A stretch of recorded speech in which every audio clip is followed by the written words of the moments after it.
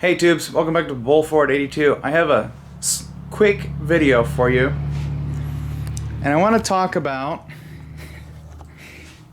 M5OD transmissions. I have my friend's M5OD R1 from a 89 Ford Ranger. This is behind a 4-cylinder. You can tell the bell housing is way different. Yeah, way different than this R2. My friend was having problems with this transmission, and she was having problems with it basically going into any gear. Definitely would not go into 4th gear. And so she brought it over, and immediately I smelt gear oil. And while we were tearing it apart, I was telling her, I go, putting gear oil in this is not good, because what it'll do is it'll take out the pocket bearing in the input shaft. Well, when we went to take it apart, gear oil pretty much just melted this bearing. Pretty well trashed this thrust bearing.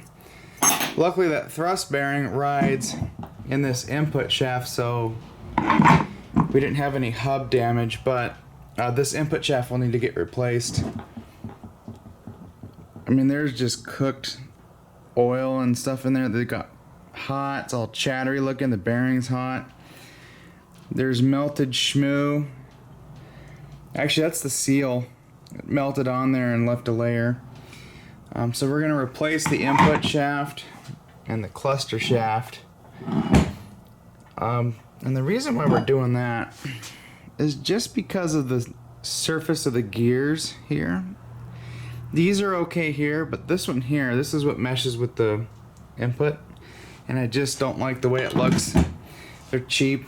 I think it's like a smidge over $100 for both those items.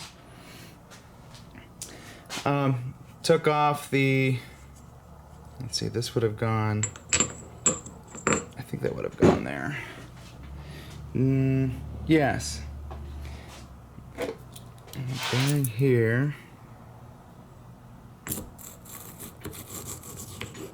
That goes there. We had to beat on that synchronizer. Let's see, and this would be our hub.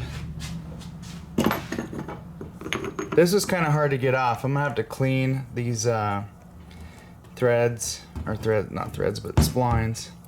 A little bit of a pain to get off. I'll clean that all up. It's really dry. I'm gonna clean this up with Scotch-Brite and see how it looks.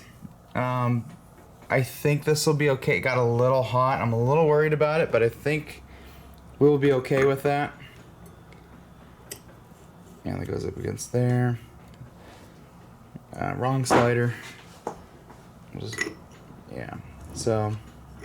Yeah,